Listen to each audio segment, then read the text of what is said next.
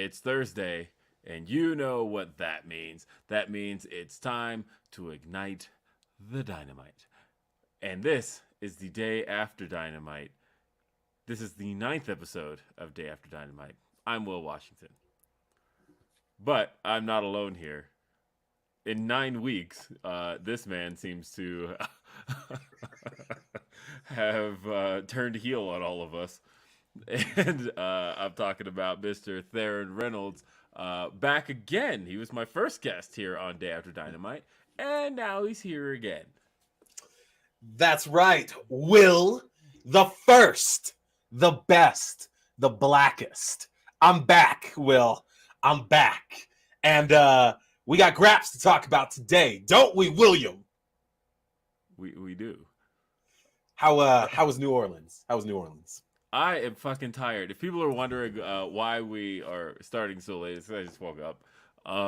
Because I have not had barely any sleep since New Orleans.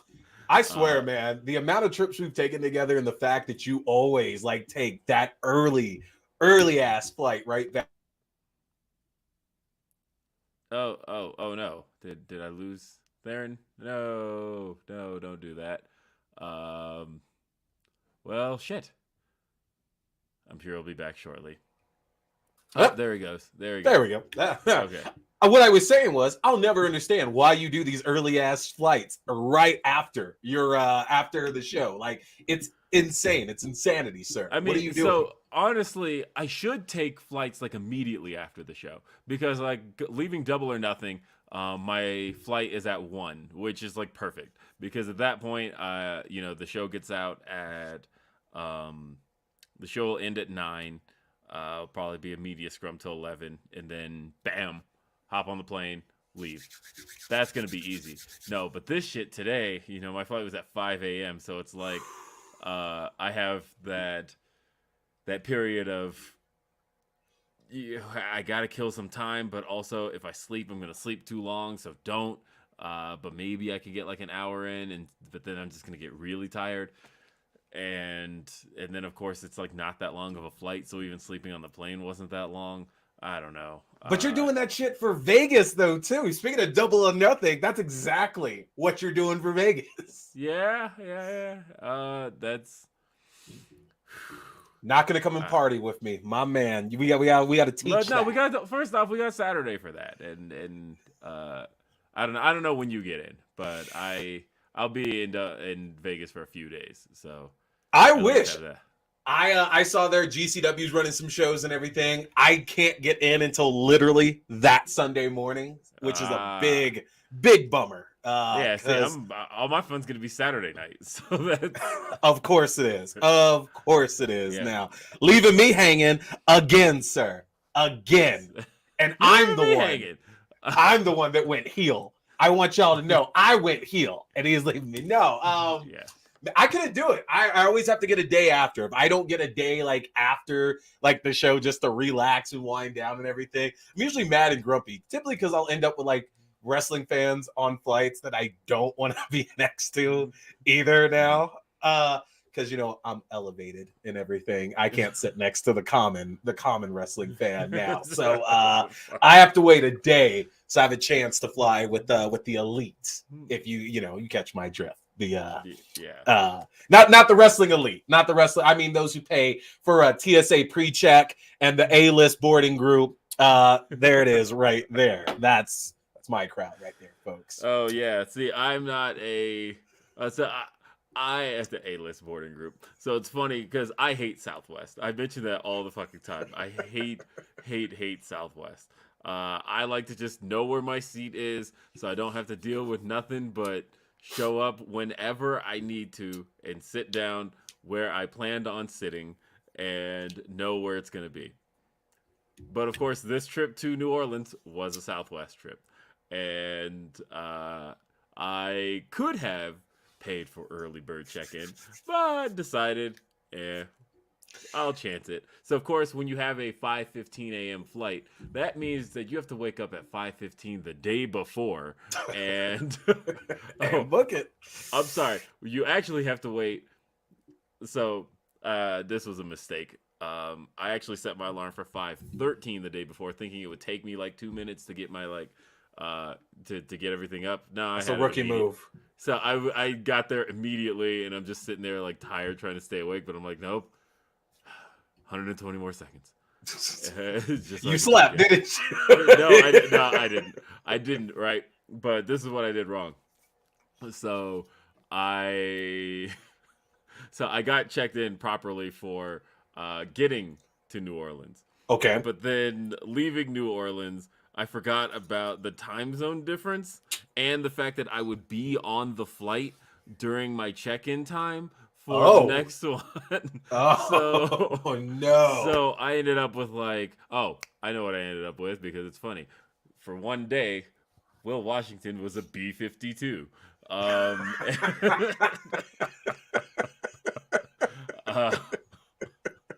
Yeah, I looked at it. I'm like, B-52? Are you kidding me? So that's gonna be like the only time we'll ever hear that sentence, and it'll actually make sense at that point. Yeah, now I was B-52, and I was mad at it. Oh, I've just received something from Theron Reynolds. I have to look at this. You're telling a funny story about yourself right now, and Will, there's more. There's more stories, my friend. Oh, all right. Okay, I have to look at this. All right, so there's a graphic that's been sent my way. I'm going to put this up on the screen.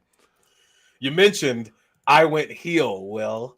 This is the real heel move right here, sir. I want you to know. I came prepared today to tell everybody about the real Will. That's right. One Will, one way, the Theron Reynolds story. All the true explosive stories about the real William R. Washington, y'all. The real one. I'm talking Almond Joys. I'm talking Walmart trips. I'm talking IHOP. If you ever wanted to know the deep down dirty secrets about William R. Washington, you're going to have to pick this book up, y'all. It's coming. It's coming. Does that say Walmart shoes? That's right. That's right. Walmart shoes, ladies and gentlemen. Don't let William R. lie to you and tell you he is a connoisseur of the sneaker arts. Now, don't let him tell you that he only carries the most massive of drips, folks. Walmart shoes for Mr. William R. That's all. That's all. There's more in the book. There's more in the book now, of course. But got to pay for that. Got to pay for that, Will. Holy shit. Speaking of which, I had a scoop this week, FightfulSelect.com. This was, I guess, the first Fightful Select story that is fully credited to me. I saw that. Yeah, so you can check that out, FightfulSelect.com. And while being in New Orleans for this week's Dynamite, I actually was able to break a story. So that was fun. And of course, the Observer had it like 4 hours later. But I still broke that story. And I did have the initial scoop on that. So I'm curious how that feels, like, because I guess, like, I feel like news breaks differently, like when it's breaking during TV events versus pay-per-view. Like, I feel like we'll always get bigger scoops and stuff during like TV shows than any kind of pay-per-view going on. So, like, how is that for you, being a reporter and everything? Like, when you get a big story at something you're at, Well, that's the thing is I never like to call myself a reporter or a journalist because that would require me to have any sort of integrity, and I, sir, do not. I'll tell you, and you do not. And I will fully tell anybody that is why I don't call myself a reporter. I don't call myself a anything. It is all truly like, here's the thing. My cousin works for AEW, right? So then at this point, I will support anything he does. I will never claim to be unbiased. I will, and also if I get the scoop on anything he's doing, y'all ain't gonna hear about it. I don't get. I am not gonna hold myself to any sort of standards on that kind of thing because I recognize that I can't. It's not in anybody I love's interest to do that. And then I've got friends there too. Like I can't. But I also have friends in WWE. So like, whoa, what do I do with that? And so at that point, I'm just, if I come across something that I do feel is useful enough for the audience, you'll know. If I feel it's useful enough information. And last night, it definitely was, especially in the way I came about it. Hey, I want to check out some super chats here, though. Super chats. Ricardo says, Joe and Murder Grandpa's chests were hamburger. Woo! Yes. Yeah, they were. I saw you standing up clapping for that one. Yeah, seeing it in person. Yeah, I know, right?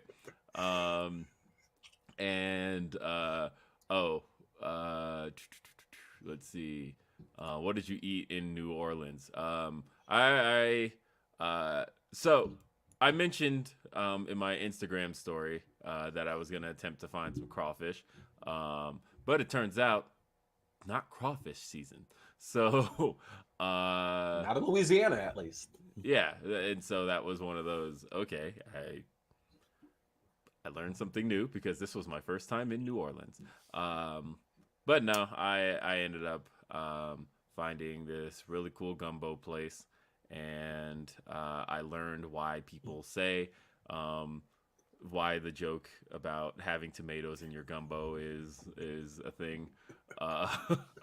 That like if you eat tomatoes in your gumbo and you're in Louisiana,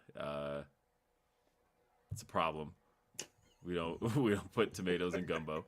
So, and like people had signs. There were 2 signs. I saw puts tomatoes in gumbo, and I thought, but luckily I had only learned like an hour before the show why that is, and so I was like, I get that. That's a thing. We're here, New Orleans. This was really your first time ever going to New Orleans, though? First time That's so in crazy. Louisiana. So, do you ever use the, or have you seen in Google Maps, it has your location history? And if you go to, if you pull up your location history in Google Maps, it'll show you every place that your phone has been for any extended period of time. No, but you don't want to look at mine, so that's probably why I've never looked that up. So, that's gonna tell a lot of bad info. Here's the thing. Here's what you don't do. So there's multiple tabs, right? Don't go to the places tab. Go to the cities tab, and then you're okay. The places tab might get you in some trouble, but the cities tab. The cities tab just kind of gives you some significant looks at like where you've been, and the cities you've been in, and it also I noticed. Oh no, mine is. I was gonna say, does it count if you were just like in an airport for an hour? And it does, because the only time I've ever been in Austin, Texas, was for a layover. So, but it does have me for Austin, Texas. But yeah, I had never been to New Orleans. So all of this was just kind of a fun experience, fun trip. I went with my brother and his fiance, his wife, fiance. They've been married. I was gonna say that's a long engagement at that point. Long engagement. No, they've been married 8 years. I went with my brother and his wife, and then you were gonna come, and then I ended up selling your ticket to a guy who actually worked for the Pelicans. So that was also cool. But you said he was cool as hell, so he was cool. He actually had to dip out as soon as the proper Dynamite ended, so he didn't see the post-show stuff. As soon as proper Dynamite ended, he was like, all right, peace, because I got to make it over to the Smoothie King Center for the actual Pelicans game, which they won, and they are now in the playoffs. So good for them. So Dynamite New Orleans. Dynamite. It was at the UNO Lakefront Arena. This arena has been home to many famous events, including in 2018, Cody Rhodes faced Kenny Omega at the Ring of Honor show in New Orleans, in this very arena. Did I see that match? Did you go to Supercard of Honor before WrestleMania in New Orleans? Was that the same one that had Bucks versus oh god, Oh man, I've been to two ROH shows, which I know shows my knowledge there. But the one I remember going to, I think it was the Bucks and what's dude's name who used to be in the Elite? That's not Flip. Bucks and Flip versus the Kingdom. Was that not that same show? No, that show was Flip Gordon and the Bucks versus SCU. Ah, okay. So I was at that show. Just got the wrong names. Oh, you did. You actually did have. You were at that show. And, I had to have been at that show. I feel I was at that show. okay, That because you sounds went right. to that WrestleMania, right? In Yeah. New Orleans. Yeah. Yep. In 2018. Okay. Absolutely. And so that was. So yeah, I missed both those WrestleManias that were in New Orleans. And I didn't go at all. So I missed every single piece of New Orleans fun. But I got that fine. Yes. Because that was the one where Bully Ray went totally racist, full racist on Cheeseburger. I remember that one. That was a good show. That is how I remember that show. The hate crime on Cheeseburger. Good times. So you've been to the Lakefront Arena then? I have been to the Lakefront Arena. Yes. Okay. Yes. So I will say that it's a cool arena. I like the layout. Yeah. And it's smaller. But I will say that seeing it on TV this week, you wouldn't have known how much smaller it is than even the traditional Dynamite arena. Dynamite typically runs. Dynamite typically runs the college basketball arenas in the area, and those can vary in size. But I felt like for the amount of AEW shows I've been to, which I think this is like number 11, this was definitely on even the smaller side of that. But I thought the only way you would have been able to tell that is the fact that they used the smaller stage. And beyond that, though, presentation-wise on TV, yeah, it looked fairly normal, honestly. Yeah. So, but yeah, they had to use the smaller stage, and the smaller stage now. They used to use a different small stage. This time, they seem to have moved to a single Tron that's kind of elevated with the tunnels on the side. They used to have the single Tron that was kind of on the ground. It used to look like the old NXT stage. But this show kicked off with Pinta Oscuro taking on CM Punk.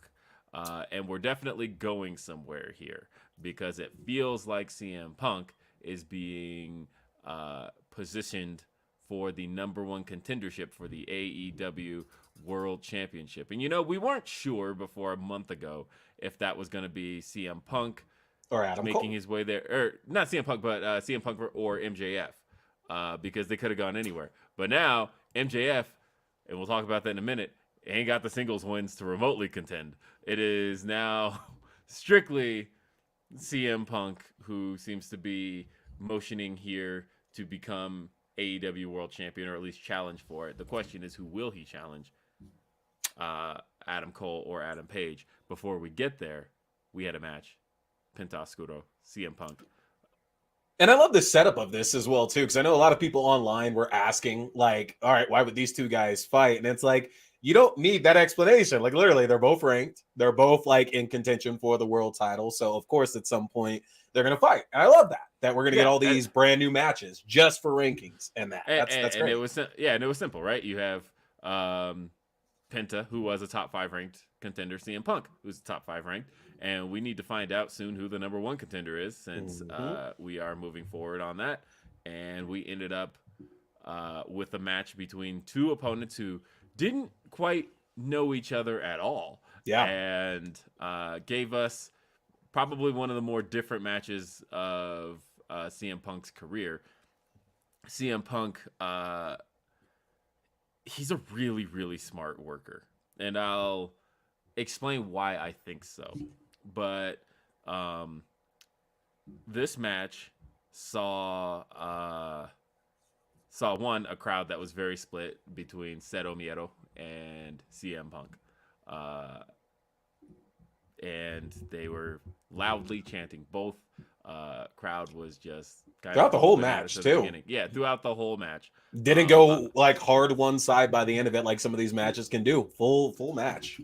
And I just finally watched it. People were tagging me from like the moment the show started, and they were like, "We saw you singing on camera." Let me tell you, folks, if that's all you saw of me singing CM Punk's theme, you didn't get even like the majority of it. Because look, when Cult of Personality comes on, I don't care if I am at a Living Color concert, which I did go to last year, or because they did perform here in Denver, or I am at a WWE show in 2012, or I'm at an AEW show in 2022. I am fucking belting that shit, and I don't necessarily know who's looking when I am. And when I saw what people saw, I was like, oh, you like barely got me like into it. Like the first look in my eyes, I am like screaming from the top of my lungs when I get that. Oh, I'm the yeah. No, are you fucking kidding me? I mean, I feel like the real camera work is to catch you during the first bridge, just to see if you do that thing that half the people in the arena do, where they side eye. Do I know the right name to say in the first bridge here? Am I gonna fuck up that lyric? Now, Yeah. that's the real camera work to get on you, Will, is to see if you get it right on the first bridge, of course. Yeah. I mean, there's no way I get it wrong because I've listened to that song a million times over the last 30-something years. All right, he better know it, because y'all, I Double or Nothing, I'm gonna film Will's face while he's singing the damn theme song the whole time. Now, if he messes one word up, done skis. Yeah, nah, but here's the thing. Entrances, especially today, in the way that there's licensed music for entrances, and the way that entrances are just like really exciting now. Yeah, you're probably gonna catch me going nuts for them, and if I'm visible on camera, sorry, that's what I fucking do. And yeah, so people were all tagging me, and they're like, "We saw you during the CM Punk entrance, and you did." That's what I did, and it was a fun match. Do you think, honestly, because like with the whole the leg thing that everybody thought was like an injury and everything, do you think Punk was kind of working? Not that it matters, but do you think he was kind of working a heelish style in this match against Penta? No, I think this was just me paying attention in the arena. I don't have a scoop on this, so don't quote me. This was more so just me looking. My theory is that the initial slip up off the top rope was not intentional. Okay.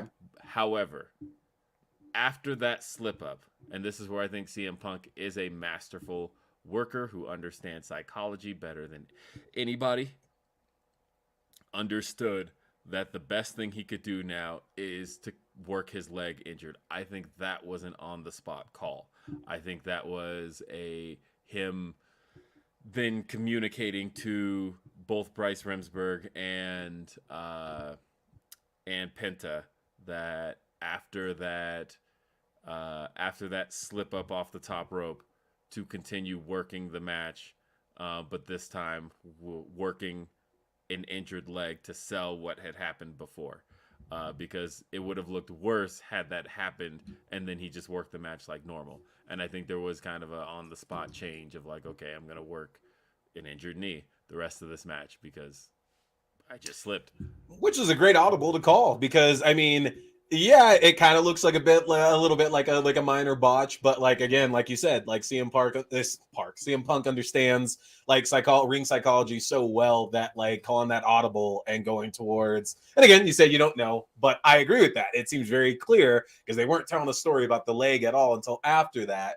Seems very clear they pivoted, and that was actually one of the better aspects of the match, because it wasn't a phenomenal match. I didn't think it was a phenomenal match by any means. I thought it was a good one, but was not a phenomenal one, and that was definitely one of the smarter bits of storytelling in that match for sure. Yeah, and that is definitely just something Punk does really well. Yeah, and like I said, I think it was a good call. And Punk wins. Punk wins. I thought they got to the go to sleep very smartly. I think the way that they worked up to it, the way CM Punk signaled to the crowd that he was going to put him to sleep, crowd chants go to sleep, and then Penta reverses it. and we worked toward getting to that go to sleep for him to finally hit it. As a matter of fact, I would have been disappointed if he won with anything else. If like after all that build up to trying to get a go to sleep, if he had like won with an anaconda vice, I think I would have been pissed. But they built us up to it. They hyped it, and when he hit that go to sleep, like I said, it was a smart match that worked the crowd well. Was it the best worked match? Probably not. I have to say, by the way, I do like that the "you fucked up" chant has changed so much over the years. Yeah, Because I remember back when there was a botch in the last 20 years, "you fucked up" used to be the thing you chanted at wrestlers when they botched something in the ring. now we give them a minute. Now that chant has moved on to like, "oh, you're in trouble now," because like it was chanted at Sean Spears when he hit Wardlow with the steel chair. Crowd chants, "you fucked up, you fucked up." But it's no longer at botches, I noticed. Now it's at... You're going to get your ass kicked, basically. Now you're going to get your ass kicked. And I thought, you know what?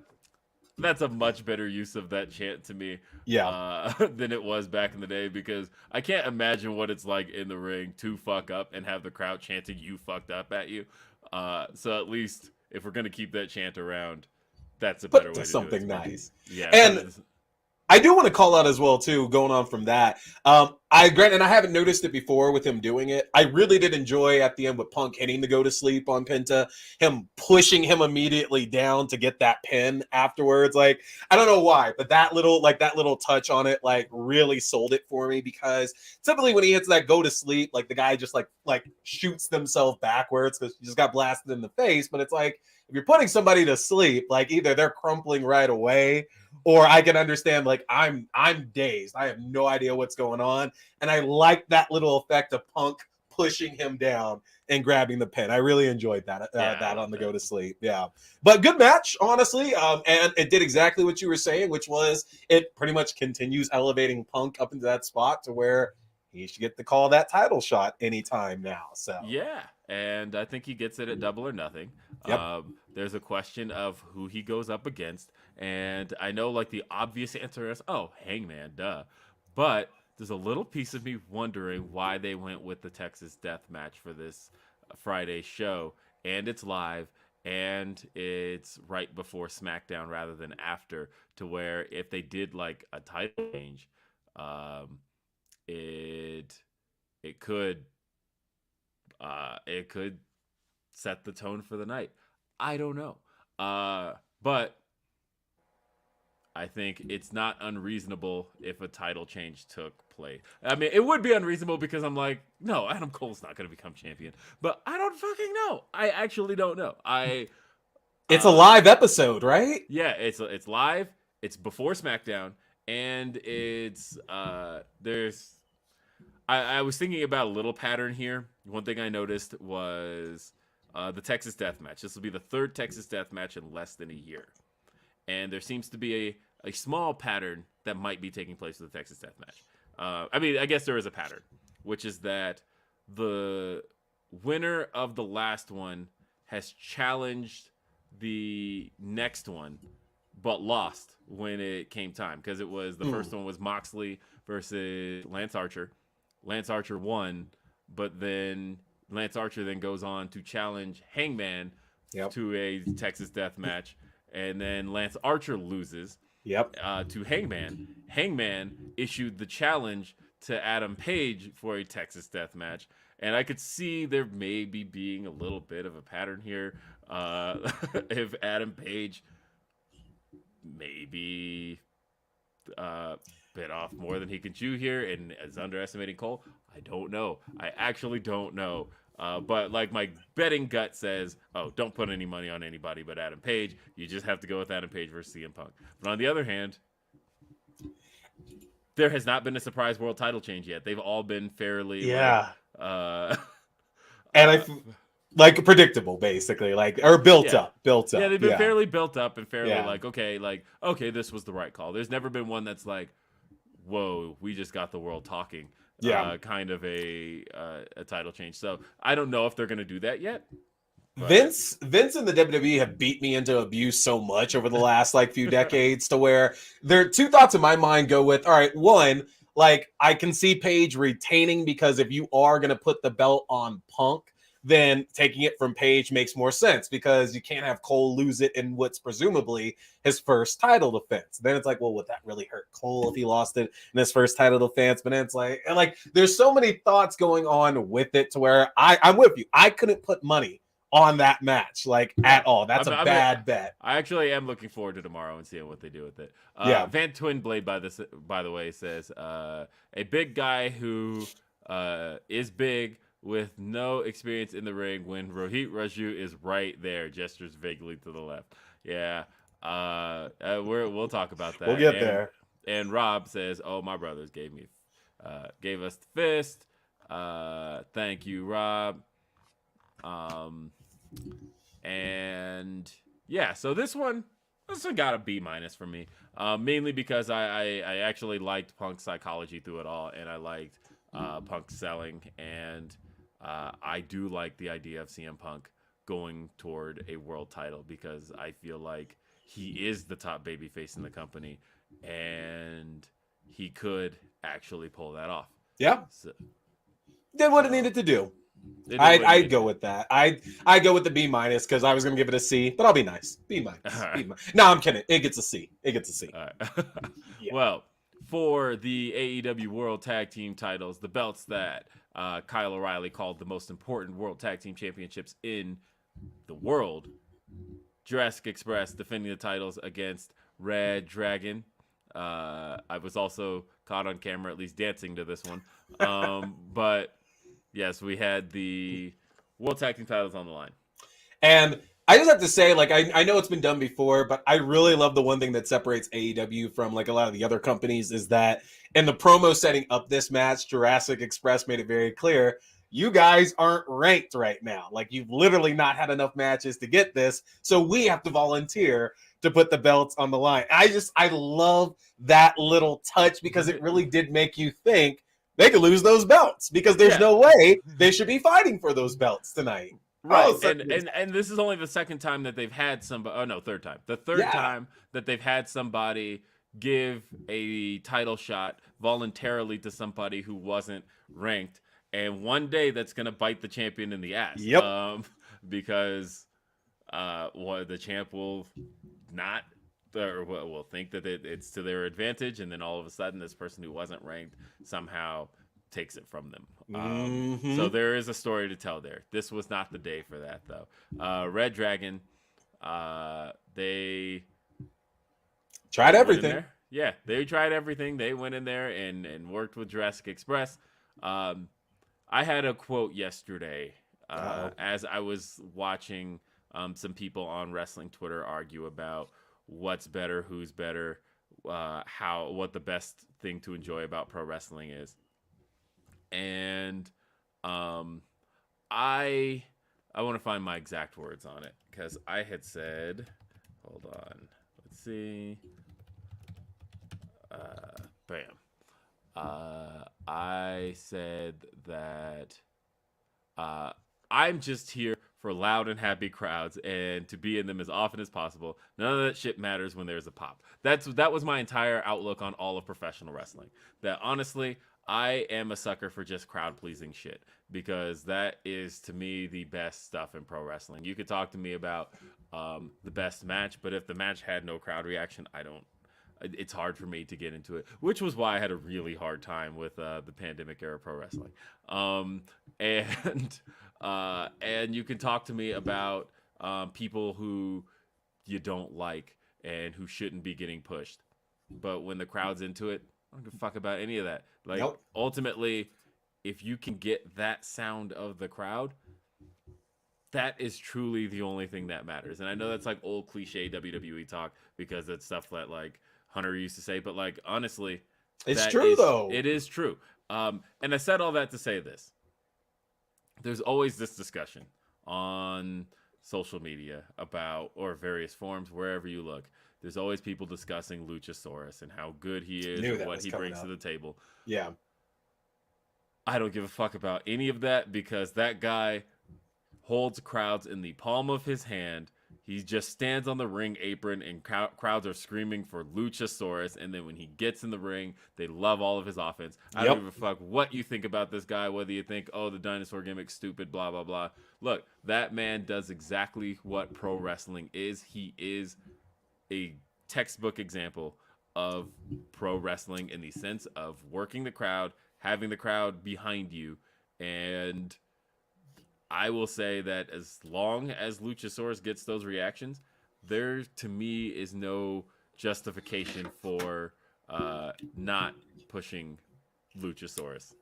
I agree. And I mean, I know we do a lot of talk about like stupid gimmicks and things like that now. And, sometimes stupid gimmicks, they don't work. Like, I get it. You put them on TV. Sometimes the crowd gets into them and they'll eat everything up that you're doing with that completely stupid ass gimmick. And it's bad. It can be really, really bad, whatever the gimmick might end up being.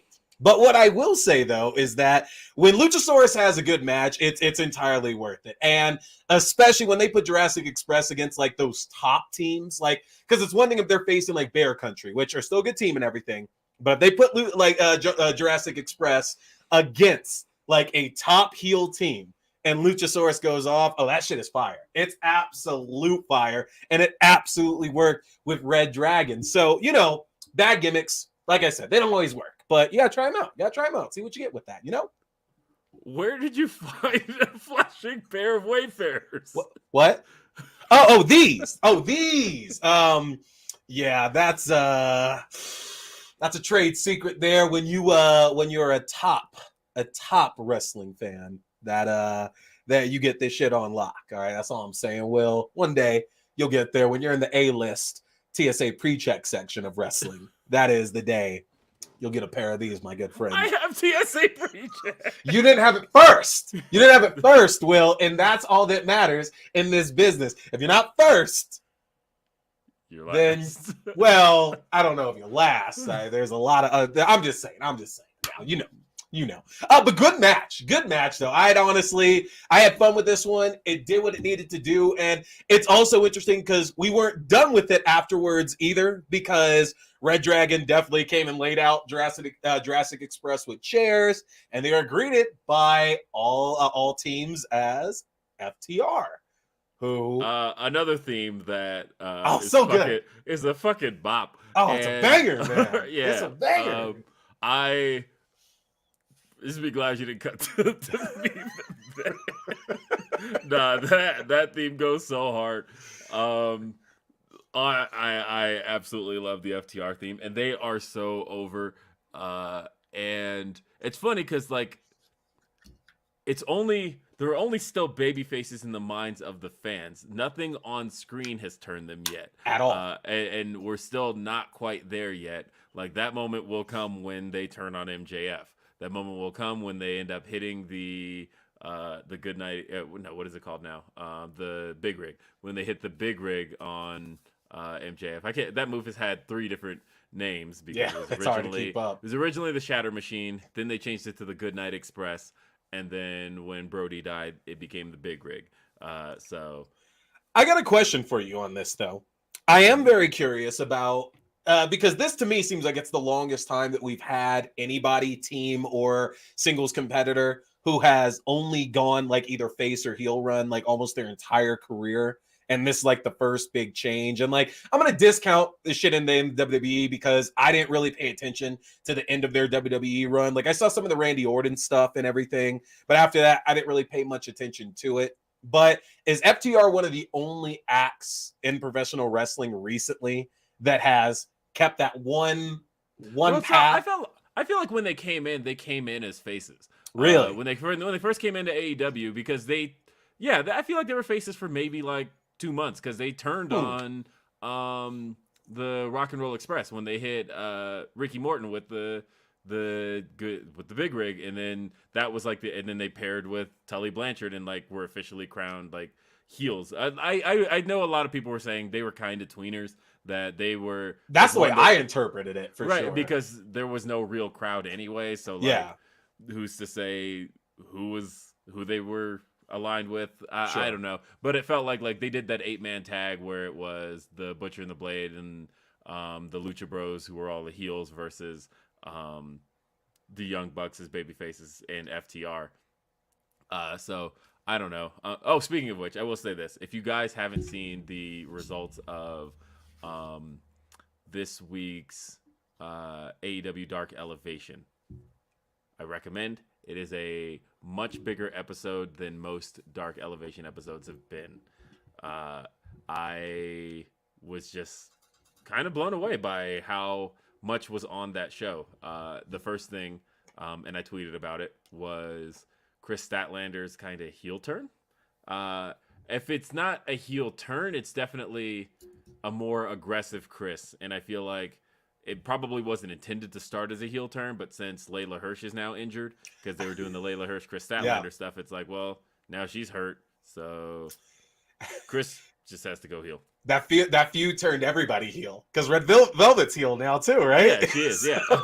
Somehow fighting Layla Hirsch turned all of them heel, including Layla, including Layla Hirsch. Yeah, like you just can't do it. Yeah. But yeah, Chris Statlander, the way she came out, her music hit, and it's new music. It was a neutron. There were no alien graphics. There was nothing alien about her. The way she walked to the ring was very pointed.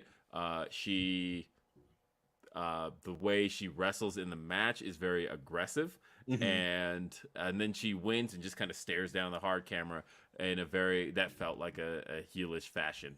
And I thought, I know where this is going, because this match has to air after Battle of the Belts.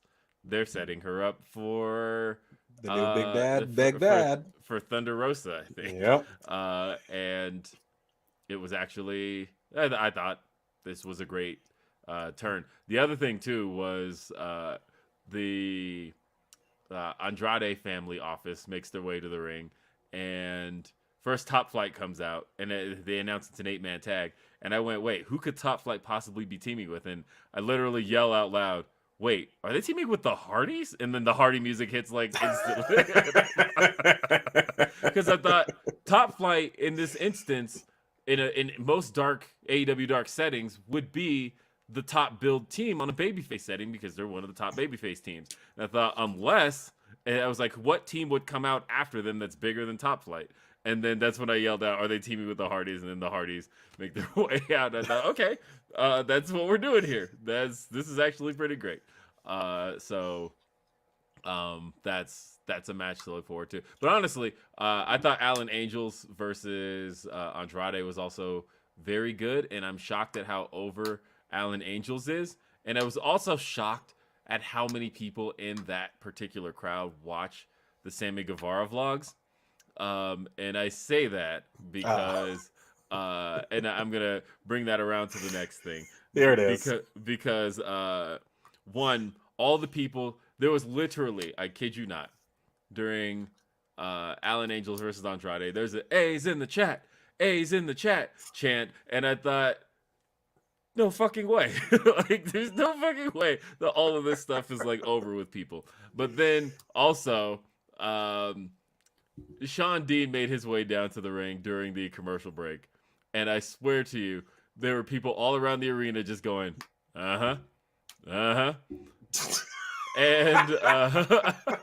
and he's like, he's turning around, looking at people and smiling when he hears it, because he knows what they're referencing and how much the Shawn Dean skits from the Sammy Guevara vlog have gotten over.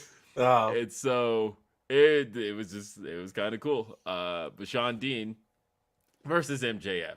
Some were wondering, is this the end of the line for Shawn Dean's luck against the Pinnacle? Of course, in his first match with MJF, CM Punk made his way down and hit Shawn Dean with the go to sleep, thereby getting MJF disqualified.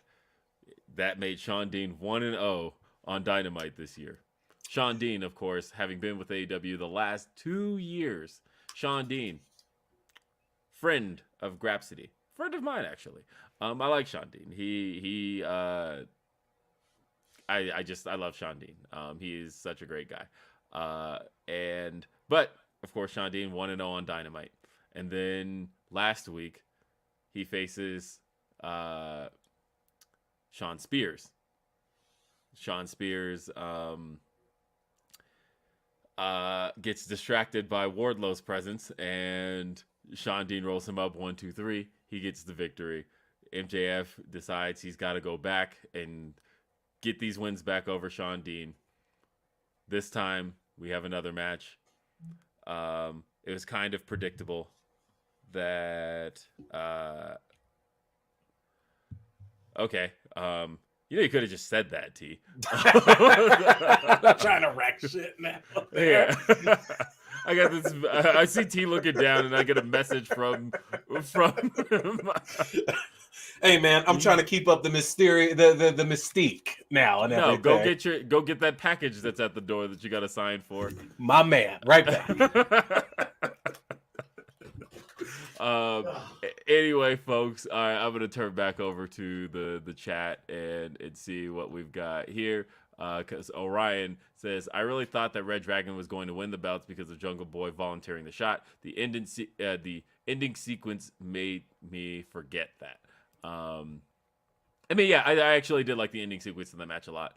And I didn't even give that match a rating because I thought that match was a solid B+. And Ricardo, the bot guy, says, I hope BF slims down to just Chuck and Trent again. Yeah, because obviously with best friends, they no longer have Wheeler. And although Rocky, of course, because it's all there's all still the chaos in the mix. There was a match that saw Roppongi Vice wrestling. I want to say it was Nick Camarado. All right, Aaron Solo, welcome back. Yeah. So, either way, talking about MJF versus Shawn Spears. Storytelling was real in this match too. Yeah, no, these have been some of the best stuff happening on Dynamite, and they're not even like real matches, but this is great shit. The crowd is way into this. The crowd, the second these matches start, is all about Wardlow. They just want Wardlow. They chant for Wardlow, but they also chanted for Shawn Dean. Mm-hmm. And then we see Wardlow. We see backstage security's been taken out, and MJF makes his way. He starts looking all around, like, where is he? Where is he? And he doesn't see him. Thinks the coast is clear, and then security guy reveals himself, pulls off his mask, pulls off his hood. It's revealed that the security guy is Wardlow, and he chases MJF down. He beats the shit out of Shawn Spears. They really brought security to him. And I was wondering, because I had seen a whole lot of independent talent at this show, a lot of them. And I was wondering the whole time, why was there so much indie book talent when like Elevation didn't have that many matches with this many indie guys? And I was wondering, somebody's got a bump all night.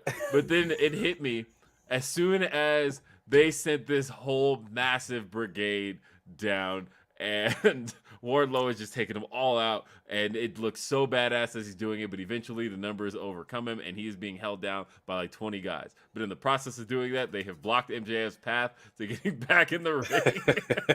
And so MJF gets counted out, and he loses again to Shawn Dean. Again. That was such great shit. Like, I felt like the countout was the natural next step, but I couldn't think of the smartest way to do that. Yeah. Like, why would MJF like just be in a crowd or anything like that? Like, I didn't want him taken out. So how does he get counted out here? And I thought he can't get back. Yeah. Yeah, I thought just in a way where like MJF thinks he's outsmarted Wardlow because he's got Wardlow trapped, but then in getting Wardlow trapped, also MJF can't get back in the ring. I thought was great shit. He grabbed the mic, of course, and offered to triple whatever Tony Khan is paying Bryce Remsburg to not count the 10, but he ends up counting the 10. And the way like Bryce thinks about it, stops, and then is like, nah, screw it, 10.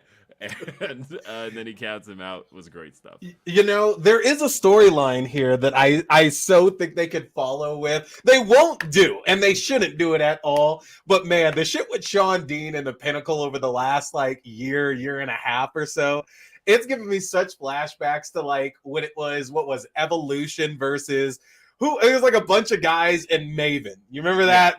I do. And like they win that Survivor Series match, or with Cyber Tuesday or some bullshit like that. And it's like everybody gets a wish of their choice. And it was Evolution versus it was like Benoit, Maven. It was Benoit, Maven, Jericho.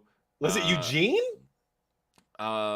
No, because I don't think Eugene got the book of show. I know Randy was on that team. It was Team Orton versus Team Triple H. And, okay. And Team Orton got to select all their stuff. And Maven was on that team. And I remember because like Maven like had the whole thing. It's like, don't take the title shot. You could join Evolution and everything. And like, man, do I ever get like, I've been getting flashbacks with that with Shawn Dean. Like, you know, the Pinnacle's not going to last obviously long enough to ever get there. But God, would that be so much fun to have Shawn Dean make that heel turn and get brought into the Pinnacle for no reason except to be the Pinnacle's newest member as the guy who's been beating them for the last year and a half now. So yeah. Oh, so we had every member of the team, by the way, because it was only 4-on-4 that year. Yeah. I was like, who's the fifth? But that's because there wasn't a fifth. It was Orton, Benoit, Jericho, and Maven versus Team Triple H, which was Hunter, Batista, Edge, and Gene Snitsky. God. So we then saw the MJF just kind of furious, and Wardlow says that he's not going to stop until MJF releases him from his contract. And MJF later in the show, he has Mark Sterling with him. Mark Sterling reveals, hey, he's still under contract to you. You don't just have to keep him out the arena. You could book him in matches. Yep. Yeah. So he booked the match of Wardlow versus the Butcher, which we will see next week on Dynamite. Anyway, I give that segment. That segment's actually solid A. I know that I tend to reserve that for like really great matches, but it wasn't just that. I think the match itself is irrelevant here. I think really crowd investment here and also seeing my dude get wins like that, and because we know MJF, like, those matches don't get wasted. So we're not focusing on that match. It's everything around that match. Right. There. And, like, I thought MJF wasn't... I thought MJF would be in line for getting the title, like, really soon. But now, in the way that he keeps losing, he is... Like, he would have to work his way back from these losses, which is actually great. So... Yeah, shout out this. I was a big fan. And next we saw a 6-man tag match, which saw Chris Jericho of the Jericho Appreciation Society taking on Eddie Kingston, Santana, and Ortiz. They had added a new intro to the Jericho Appreciation Society. They added the fucking old... The most recognized symbol in sports entertainment. The old WWF 95 intro. It's golden. It is fucking golden, man. Yeah, I will say Jericho Appreciation Society is very much working for me. I think Dan Garcia especially, it's working for. I think that... You know, I've always loved Daniel Garcia as a performer, but it felt like he didn't have much going for him in terms of there wasn't much to sink your teeth into as far as a character. And I think him being so known on the indies as Red Death, you know, a guy who just is known for kicking your ass. And it's like, no, we're going to flip that on its head, and he's going to be a sports entertainer. And the coolest, cool is not the right word, but like what I love about the story of this match as well too is we got to see a segment earlier in the show with Eddie Kingston and Proud and Powerful taking out 2.0 so that the match would actually have even odds for once when this goes down, because that's been the story of this, is that Kingston and Proud and Powerful just can't overcome the Jericho Appreciation Society due to numbers. And so what did they do? They illegally at that, I'll have you know, that was a legal move. You cannot drive a car as a public person on any airstrip or anything like that. So first of all, they're breaking the rules right there, Mr. Washington. But Kingston and Proud and Powerful illegally attacked 2.0 evening up the odds. They're great tactic, but illegal as shit. Although I can't help but wonder, like, at some point they need another team to help They them. do. And They who is that really going do. to end up being? Homicide. Yeah, yeah. Like, are Homicide and Hernandez going to show up? Yes. And finally complete this entire package. And then This that's when we shit- get the 5-5. It's going to be spectacular because I don't see any other way they could go. Like, I'm sure they could find somebody random in there, like, give it 2 weeks. They'll put Darby and Sting in that role there, but fuck that.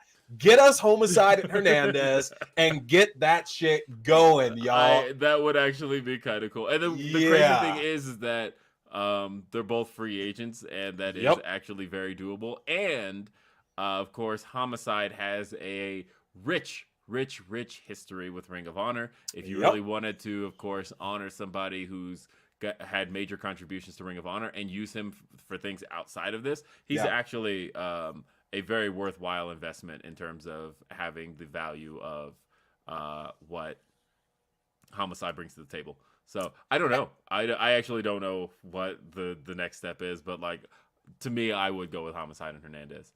I would. What's the chat saying? A couple of notes from the chat. Got a big old super chat here. Thank you, Bridget. Says Theron is making me laugh so hard today. Thank you. I really needed it today. You wait till you find out about the other Will R project I have coming. Just wait. Just wait. I'm timing it well. It's coming. All right. And Orion Ben 666 says the Daniel Garcia Kurt Angle celebration after getting the tainted win. The kid gets it. I was laughing hard at that. He's so good. He's so good, man. Yeah, I thought that the match was standard 6-man tag affair. Yeah. But I Santana and Ortiz are always going to be crowd favorites.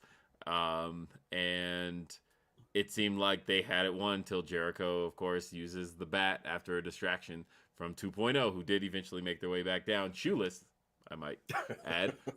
They did make their way back down, and Jericho used Floyd the bat to get the victory, get a tainted victory. And yeah, Dan Garcia, then the way he celebrates, all tainted. And so are they getting the blood and guts match? Is that where we're going with this? Is that they're the ones getting the blood and guts match? I don't know. I mean, and that's the thing is Tony said that that match is happening this summer. Mm-hmm. If I were Tony, I would probably give that match to St. Louis just because you robbed them of full gear. They were supposed to get full gear. It was already announced, and then full gear got changed to Minneapolis, and you told St. Louis, I promise you, I will make this show up to you. And so St. Louis does have a Dynamite coming at the end of June. That could work timing wise. I would say that would be the time to do it. I would do it there in St. Louis if I were. Plus, look, man, St. Louis, they haven't had a great year. They had the Royal Rumble this year. And that's all you got to say. That's all you got to say. I know. The motherfuckers are coming back from the depression on that one now, man. Jesus. Pro wrestling been dead in that town for a little bit now because of that shit. Yeah, I remember back in my day, we got good professional wrestling, not these Royal Rumble grapplers. Shit. It's literally folks coming out of St. Louis are saying this year now. Shit. Mm-hmm. But yeah, so then we got what was the next thing on the show? Announcing. Well, I get you talked about it, but them announcing Butcher will be the one facing Wardlow on Dynamite, which be exciting. Yay for Butcher. I fucking love Butcher in the Blade, so yay for that. Gonna get demolished. And then we had Sky Blue, a favorite amongst fans, taking on Marina Shafir, and this was, of course, the TV debut of Marina Shafir. Marina Shafir is being built up to take on the so she's being built up to take on Jade Cargill for the TBS Championship. And then I'm going to bring the graphic back and act like Theron didn't just do anything while that graphic was up. As if we couldn't hear all that shuffling. Oh, by the way, sorry, I keep forgetting to give ratings. So the last match, that one for me, that was kind of it's a C. It passed. There wasn't much to it, and that was kind of it. Give it a B minus, just because I really did enjoy. I enjoyed the fun of that match a little bit more there. Mm-hmm. Yep. So yeah, talking about Marina versus Sky Blue. Yeah. So it is important to talk about in this match because there's been a lot of discourse about this match, especially since going on there. And I don't think folks understand that sometimes it's cool when you get a wrestler who is, MMA trained or BJJ trained or any kind of martial arts trained to maybe act like they fucking know how to work that style. And that can actually be interesting and different. And it's not actually a botch to play good defense and have good mat mechanics to reverse some shit, which is the way that Marina Shafir was wrestling in this match. And folks are like, oh, it's botch heavy. And this is bad. It's like, no, they have good chemistry. Like their match was perfectly fine with Sky Blue. It's just she's showing off what she knows how to do. And that was fine. I didn't mind the match. But again, to talk about what I was saying earlier, that wrestling is a game of crowd investment and pleasing the crowd. And not only did they not give a fuck, the only chant in this match was baddie section. Baddie section. And I guess there were some people chanting for Sky Blue. I don't know that people know that Marina Shafir is supposed to be liked here. And so yeah, that wasn't obvious. That definitely wasn't obvious. And so I feel like this was a whiff. I still, regardless of the quality of the match, I didn't feel like anything connected with the fans, and therefore, this one to me just is a D. And I'm interested in an alliance with Red Velvet and Jade Cargill and Kiera Hogan. I liked seeing them in the baddie section because one, they're baddies, and two, you know what? They've both gotten their asses kind of kicked over the last year by Jade Cargill, and we can't beat them, join them. Yeah, and it would kind of make sense that, like, you know what? We respect Jade.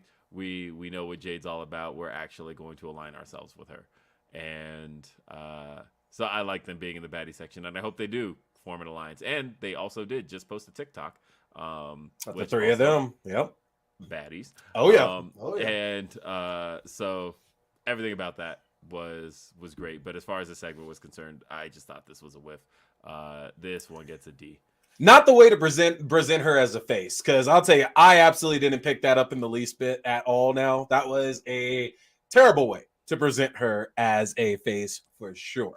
Yeah. And the other thing too is I think the crowd is going to have a bigger attachment to Jade just by way of Marina being an outsider and Jade being somebody that they've gotten to watch. AEW fans have gotten to watch since the day she had her first ever match. Regardless of how they're supposed to feel about Jade Cargill, I think there is a, hey, she's ours. And so we watched her develop from day one. We know Jade Cargill. So either Which way. I know it's so early in like this feud they're doing and everything, but I can't imagine the goal is to put Marina over like across like Jade. So it's like if the goal is just to build Jade Cargill up a little bit, I would have wished like if you're trying to get like somebody to get cheered for over Jade, they would have brought in somebody who has that following there. So that's probably their biggest mistake with this, but we'll see. We'll see. It's so early in this right now. We'll see. The next match though was basically what the crowd came for. And we saw in a tag match, Ricky Starks teaming up with Powerhouse Hobbs, Team Taz as they're known, taking on Keith Lee and Swerve, Strickland. This match. So, here's the thing. Obviously, for those that don't know, I know quite well 3 of the guys in this match, and I have talked to all 4 since this match. I guess without outing too much, I will say that the feeling and the sense of accomplishment that every guy involved in this is feeling right now is through the roof. And actually, I'm discrediting somebody. All 5 guys in this match. Because, of course, referee Stephon Smith. This was the blackest thing to ever take place on AEW Dynamite. And we had referee Stephon Smith. We had Ricky Starks. We had Powerhouse Hobbs. We had Swerve Strickland. We had Keith Lee. And I thought they fucking killed it. First off, crowd was here for Ricky Starks. They were here for Ricky Starks from the start. Although I won't say 100% because Swerve had his fans too. There were some Who's House, Swerve's House chants, and they weren't started by me. I call bullshit on that. The second one was, but the first one, I was actually kind of surprised because I was looking up thinking, you know what? Swerve might just have to work heel here tonight because he's feuding with Ricky's hometown. I wasn't expecting him to get really anything from this crowd, and he still did. For clarification, I just want to point out as well, I'm not saying that nobody would start the Swerve's House chant because Swerve is fucking awesome. I'm just saying if William R. caught wind of anybody trying to start that shit before he does, not the time, no, homie. Honestly, that's gonna be Will. I looked up and I heard it and I was like, oh, what? Who the fuck said that? No, don't lie. That's the first thing. Who the fuck said that before I did? Then you know you're looking around, ready with the hand to go now too. Like, I catch you, motherfucker. No, I got you. Honestly, I'm just so happy to see him over, and I want to see him over with people. So it always makes me happy. But yeah, crowd was into this match 100%, and I thought it made the atmosphere so great. And having talked with the guys about this match, there's a couple of stories that I hope one day they tell about it because there's some awesome shit that kind of went into the making of it. But I just thought that, it's funny. Keith Lee and Swerve teamed in the Indies. I've always said, and by always, I mean maybe just like 2 days ago I said it. But I've always felt it. But I didn't say it till like 2 days ago. But that 2017 is probably my favorite period of indie wrestling. That I thought that indie wrestling was on fire in 2017. I think just the amount, and like all those guys ended up getting signed eventually, right? But like when you look at that year and you look at kind of who was dominating the indies, it was the Young Bucks, it was Kenny Omega, it was Swerve, it was Keith Lee, it was like pretty much everybody who ended up either joining AEW or NXT. They were dominating the indies through 2017, and I feel like 2017 to me is one of the strong, like obviously I think there's 2 really strong indie wrestling periods. I think either that 2016 2017 period or like 2005 2006 with like CM Punk and Bryan Danielson, Samoa Joe. Like I think every about 10 years we get like a generation of indie talent that it dominates the standards of pro wrestling for years to come. And I feel like the current generation started with that period. Anyway, I said all that to say, the neat thing is that with indie wrestling, not everybody follows indie wrestling. No. And so when I know that Keith Lee and Swerve have teamed before, and they have a number of spots they do together, but they have not gotten to do that stuff on television. And so it's all fresh and new for a lot of people. It's all fresh and new for a lot of people, and they all get to get amazed. So when I saw Swerve setting up the backflip spot off of Keith Lee's chest, I was like, I looked around and I'm like, oh, nobody's seen this. They don't know what he's about to do. Because like everybody's like, what is happening? Like a head scratcher. And then they all go, when it happened, and I thought, oh, this is dope. None of you guys have seen this before. I'll tell you, man, I'm surprised that he did a backflip because in pro wrestling, we call that shit a moonsault, Will. So I'm just saying, like if you want to, like, again, sir, we're talking about sports entertainment here. Let's get the terms right. That wasn't a backflip. That was a moonsault, sir. Just saying. Sorry. Just saying. Yeah. Yes. But the way, and then of course he landed, and in very Swerve fashion, like he's so smooth in everything he does. But crowd was into that. They were very into Keith Lee. And the thing that I give this match the absolute most credit for, the coolest thing in this match, is that the stars of this match were Keith Lee, who was very over. You heard the crowd. It was definitely Ricky Starks. Very over, you heard the crowd. And Swerve, who, of course, has his fans.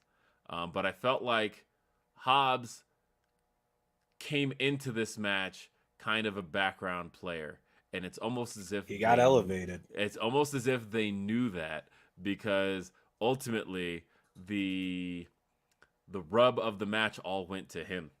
And so with all of these guys being as over as they are, to now use all of that to put Will Hobbs over, I thought that was the coolest thing to come out of this match, because Will Hobbs hit the fucking gorgeous spine buster on a 350-pound man, and he was tripped up by Taz, which, like, it was such a smooth transition. Yeah. He goes to the ropes, gets tripped up by Taz, and then gets planted with the spine buster 1, 2, 3. But the spine buster looked so good. The fact that those are both two behemoths, and the ring shook from it, and it all looked good. It sounded good. It was so clean. And even if it hadn't been clean, it's like it still would have been fine. But the fact that he got him up and over the way he did, he got him up the way he pivoted on that leg and turns him and just plants him. Like I said, 3 extremely over guys. It's not that Will Hobbs isn't over, but I'd say, like I said, he was definitely lower on the rung as this match went on. But he came out of it. He gained the most from this match, and I just thought that is truly effective booking here of these guys. It's the right way. And it also, I think, like Ricky Starks obviously doesn't need much of the rub or anything, because that man, like, he can talk, he can wrestle, like he's got that whole package together.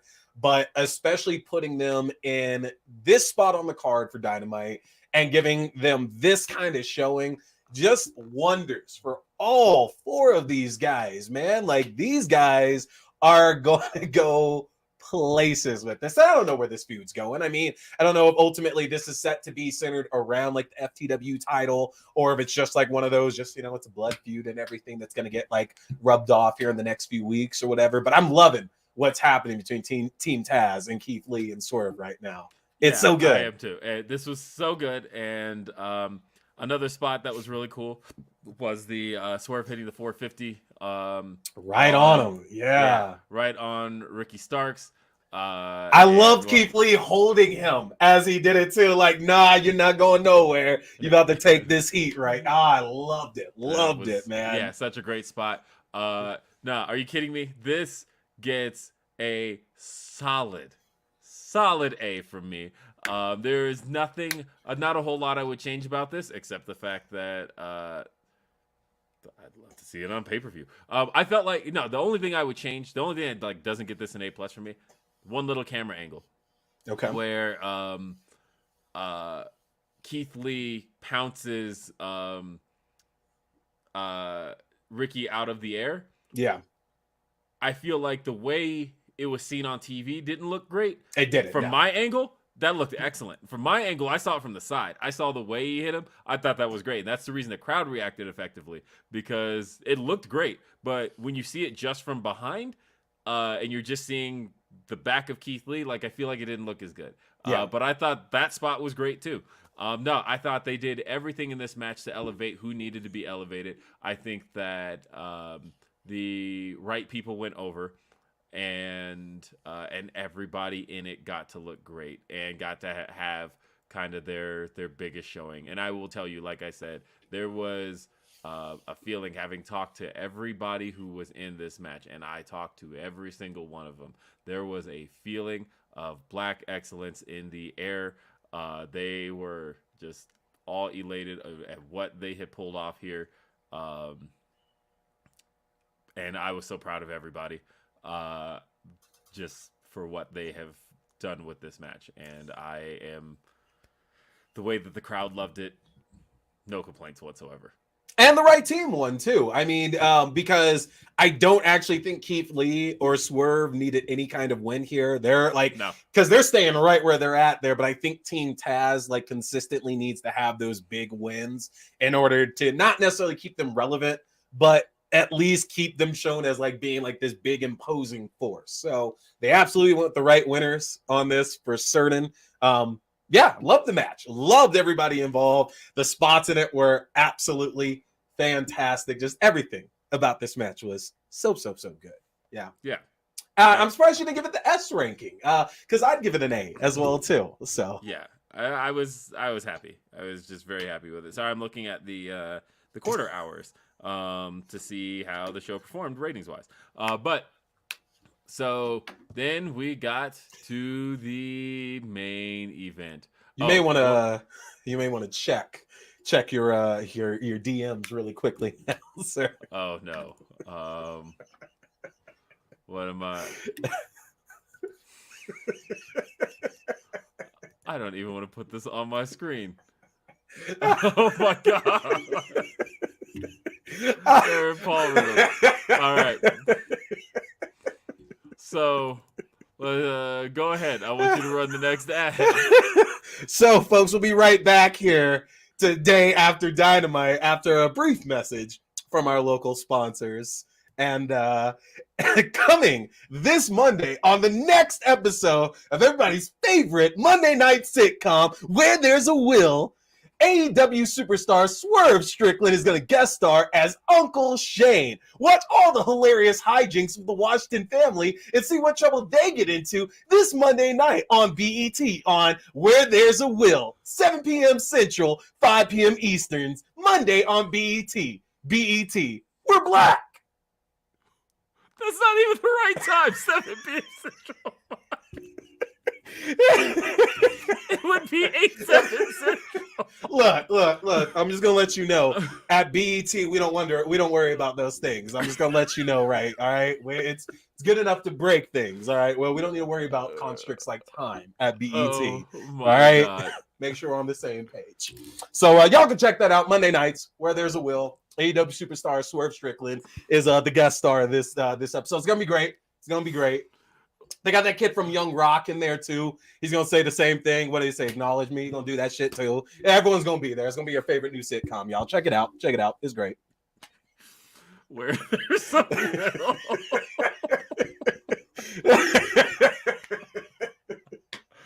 Thank you. What else is there to even go with but the main event? Minoru Suzuki taking on Samoa Joe. Kaze Ninare. The fans got the entrance. Samoa Joe got to face Minoru Suzuki. Man, years back, would you have thought this is something we would get to see? This motherfucker has been wrestling nor on TV regularly for like the last year at this point now. What, Suzuki? Yeah. Yeah. I mean, his U.S. tour has just been insane. He's literally wrestling like tonight, in California, I think. Let that man wrestle forever, yo. Like literally, let him wrestle forever, dude. Ridiculous. Yep. And I saw the best description of this match in that somebody on Twitter described this match as a turn-based wrestling match. In that, God damn, that's gonna be stuck too. I just stuck because I can see that. This match would be like if wrestling were a turn-based fighting game, and you get to select your next attack. Oh my lord! Because that's how this match went down, and that's how a lot of Suzuki matches have gone down. They're turn-based wrestling matches. Your menu pops up, you get to select tick, tick, chop, and then and what's your opponent get to select? You have to have enough exposure though. Exposures when the crowd cheers. You have to have 5 exposures to play finisher in the match though. All right, make sure. Yeah. And so yeah, I do want to read some super chats though before we let's get it. Before we get there, because you did get to Van Twinblade. Because Van Twinblade, our St. Louis resident, said, Theron, you best get down here to St. Louis on April 30th and apologize to me after St. Louis versus the world. Wrestling's dead in St. Louis, side eye. Well, Van Twinblade, I don't fly to any town that doesn't have TSA pre-check or doesn't offer Southwest A-list, because I am an A-lister. I will never be in your town on April 30th because I am working. And when you're an A-lister like me, when you got TSA pre-check like a guy like me, when you like horror movies like a guy like me, you don't go to stank B-list towns like St. Louis. We go to St. Louis has a Shut up, Will. You shut up, Will. We go to Idaho in this bitch. All right? Group A. All right. I'll see you in Idaho, Van Twinblade. Ricardo says Marino was slow in plotting IMO. I got bored here. Yeah, I can see that. But anyway, the match. Suzuki versus Joe. Their chests got lit. Lit the fuck up. God, man. And yeah, they were just. How did the crowd, like, because TV is one thing and it seemed like the crowd ate that shit up, but like, how loud really was it during that chop fest? Because I saw you standing up during that as well. Yeah, like, yeah, and the crowd was way into it. The crowd was very much into it, and I feel like the only chant that I was expecting that we didn't get was "Murder Grandpa." Murder Grandpa.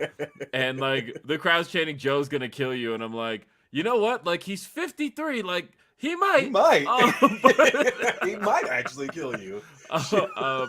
Joe won with the Muscle Buster.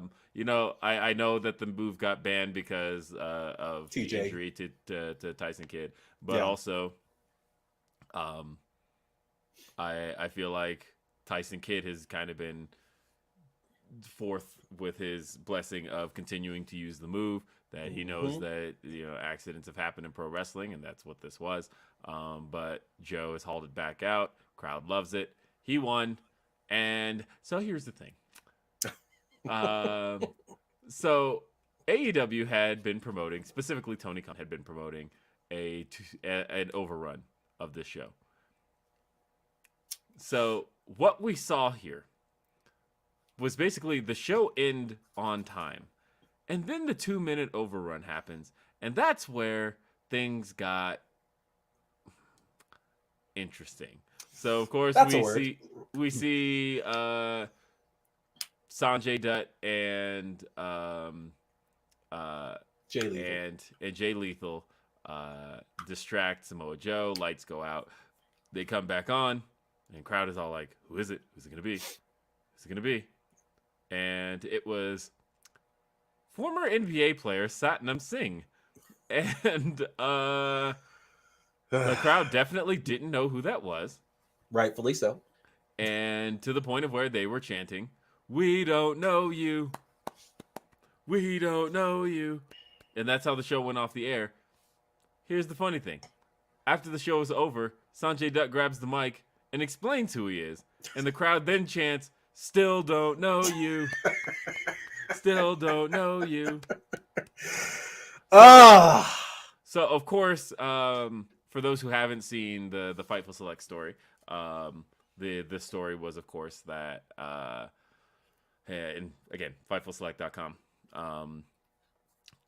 The story was that this was done basically in mind. AEW Dynamite runs on Eurosport in India. India, of course, a huge pro wrestling market. In India, also tends to gravitate toward Indian wrestlers. Mm-hmm. Proof of that, although that didn't quite work for Jinder Mahal. They wanted it to, didn't. If you look up Great Khali videos on YouTube, those things are nearing like fucking 1 billion views.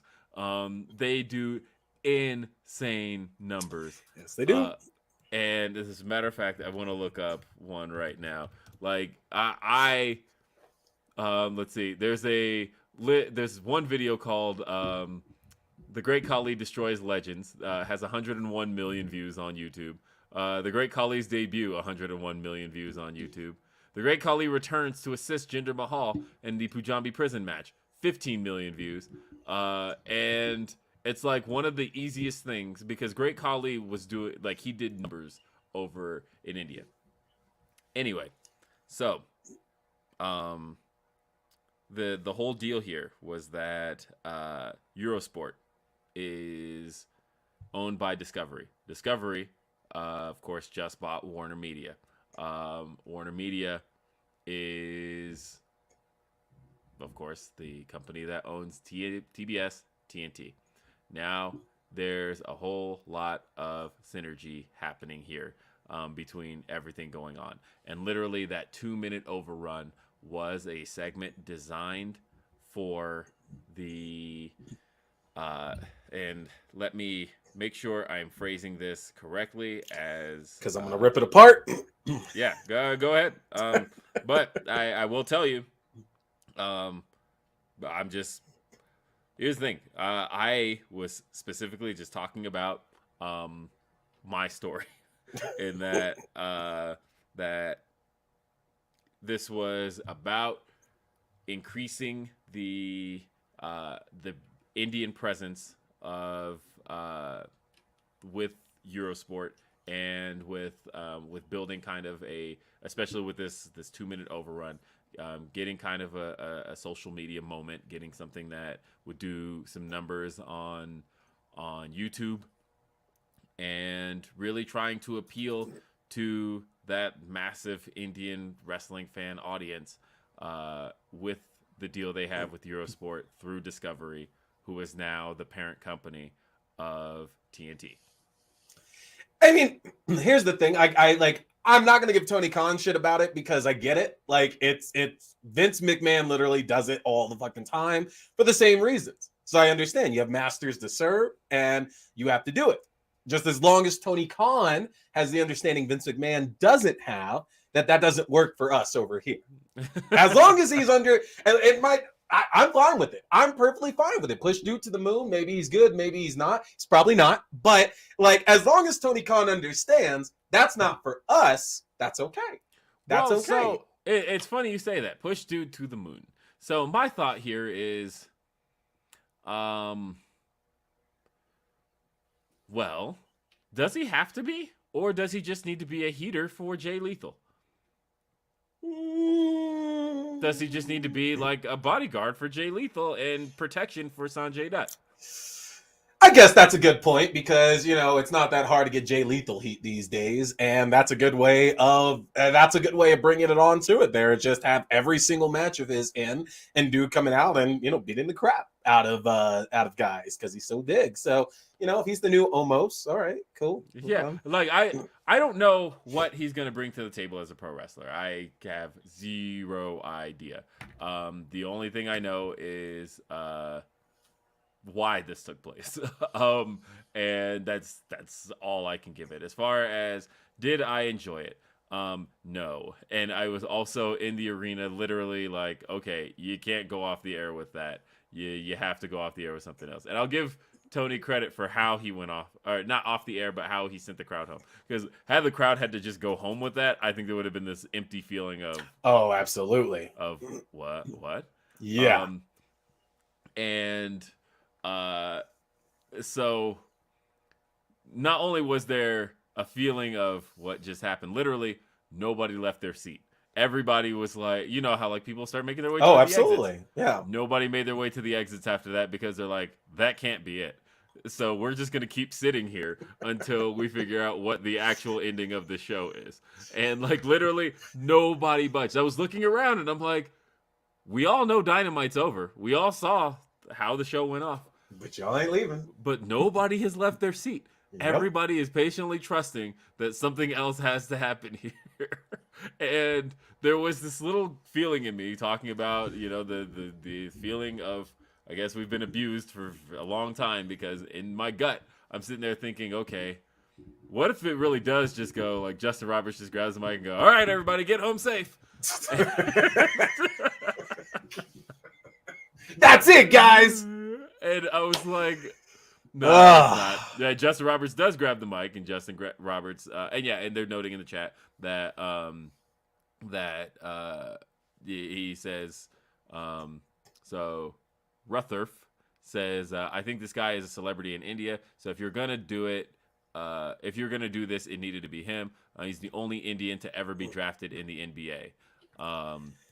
So I'm not doubting that, like, this guy has that appeal over there. Like, they could have picked anybody. I don't think it really, like, ultimately, I guess my opinion of this is that it didn't really matter who it would have been. Like, I see a bunch of people saying Rohit Raju would be like good in that position.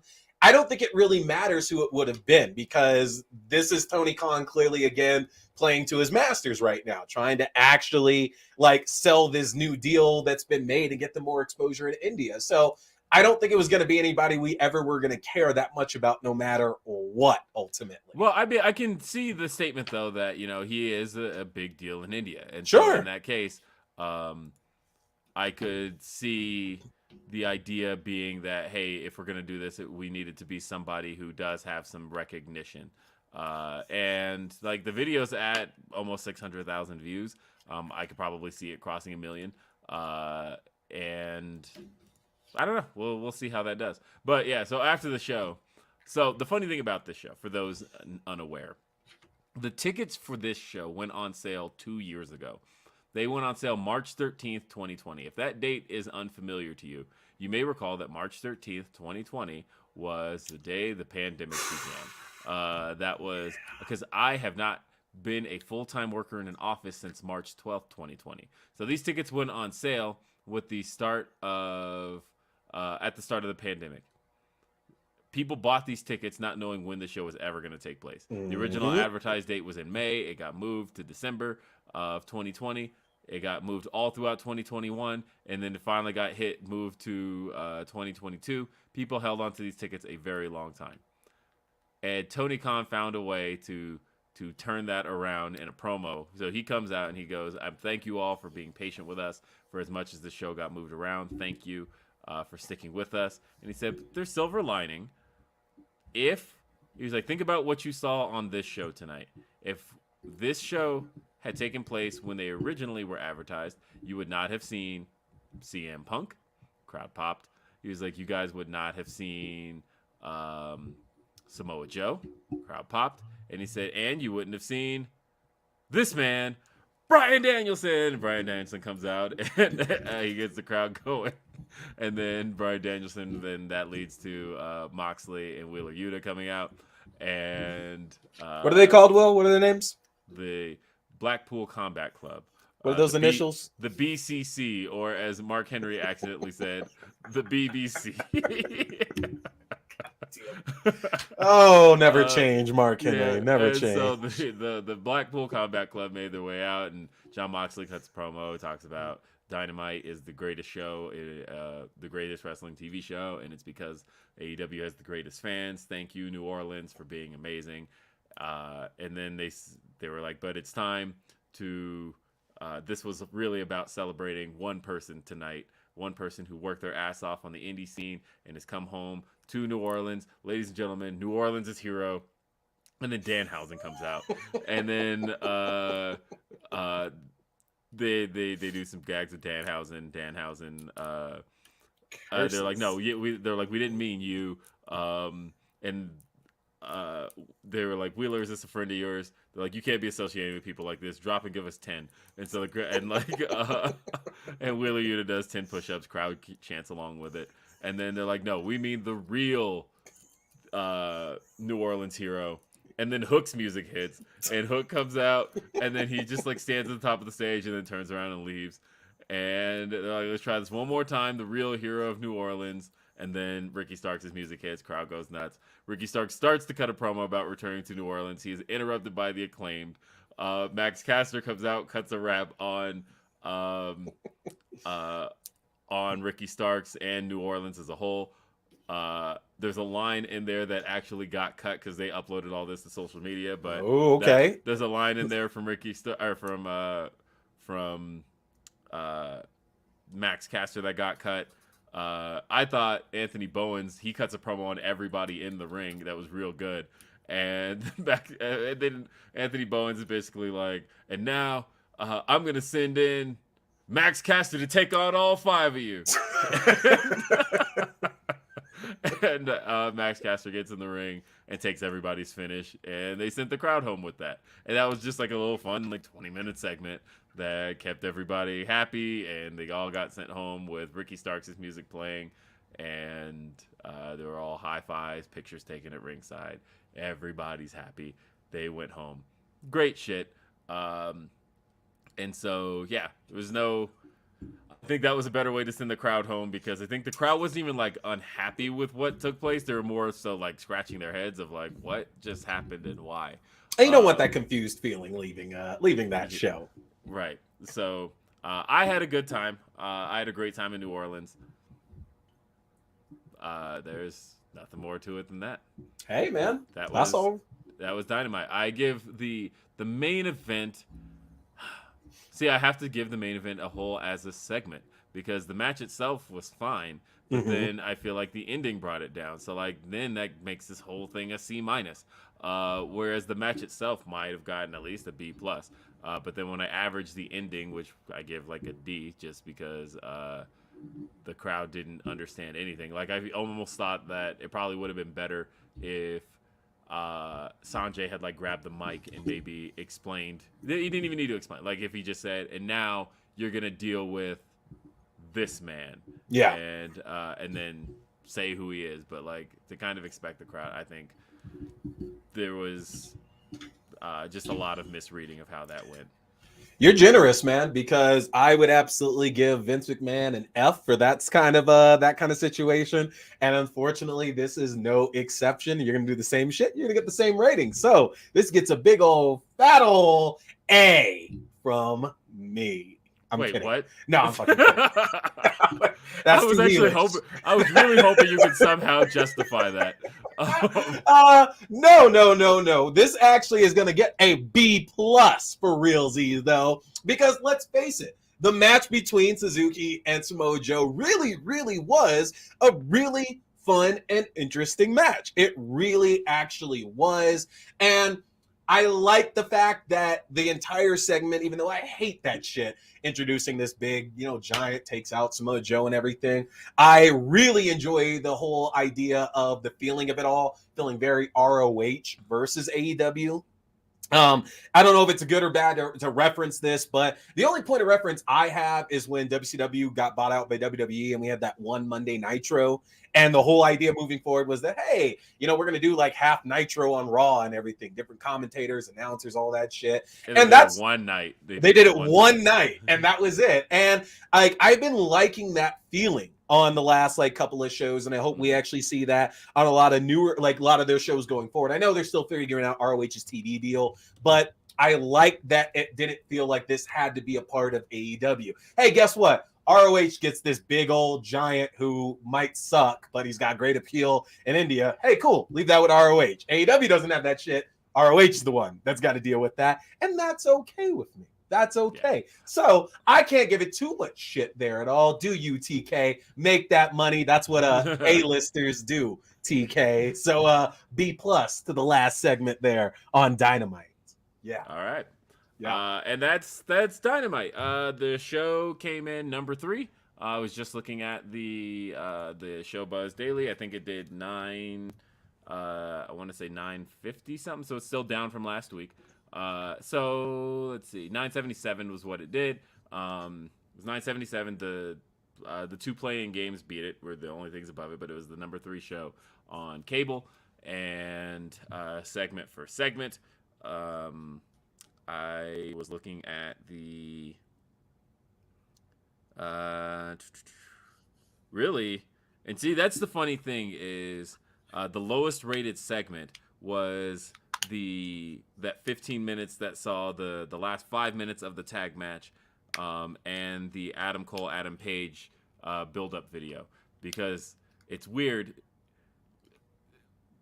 If you've never thought that there was an actual difference between AEW and WWE viewers, the point I always like to look at is in AEW historically, video packages do very poorly, and matches do well. The more you do a match, the longer a match is gone, the better it does.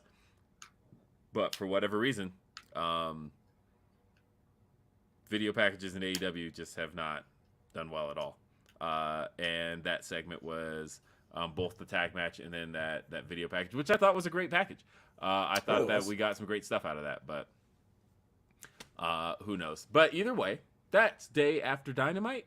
I hope you got something out of this, because I had fun. This was one of my most fun episodes of Day After Dynamite. Definitely come back next week. Theron Reynolds. Hey, look, I made your name bigger than it was last time because I felt like you got shortchanged because the lower thirds were much smaller on that first episode. My dog. That's what I'm talking about. Yeah, it was fun. And hold on. I want to point out something. Anika Wilson says, AEW needs to steal one of WWE's video editors. They did. I don't know where this conception comes from that AEW's videos aren't as good as WWE's, because AEW has the person who had been making WWE's music videos, or not music videos, their video packages, from 2004 till 2019.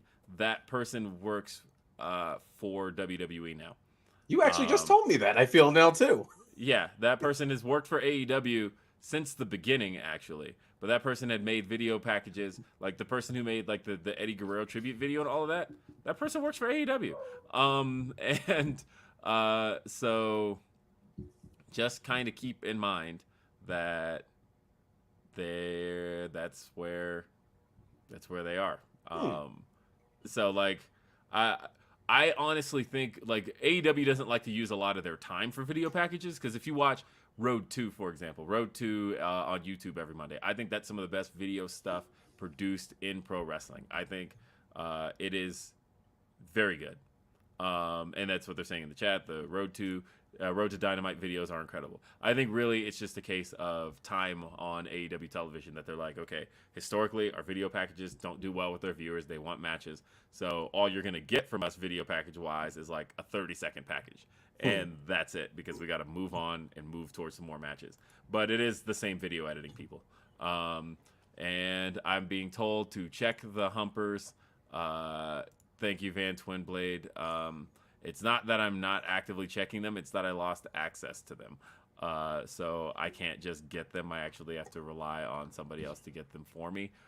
So I will say, again, Van Twinblade, I owe you one. I will read this one on Grapsity this week if I can, because I'm going to try and get my access back tomorrow, and then that way I have it all back. Or I'll even give you a freebie for next week if I can do that, because I do want to have my access back. Outside of that, folks, we've reached the end of Day After Dynamite. Thank you for being with us. For Mr. Axedo, which sounds like I'm asking somebody to ask do, by the way. Which is what a lot of my friends will actually say when we're playing online. Like, hey, do, what are you doing? Because that's my name for everything. So, yeah, Axe Do.